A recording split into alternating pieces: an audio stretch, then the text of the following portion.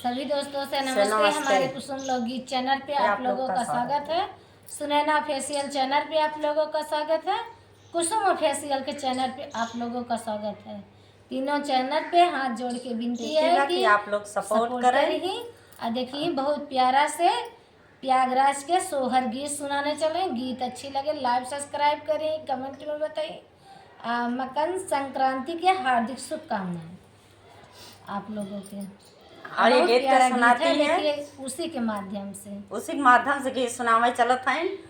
गीत बहुत प्यारा लाजवाब गावत थी, थोड़ा बोलत ही कम नहीं बोलत थी अपने काम के लिए बोलत थी, ज्यादा ना बोलती।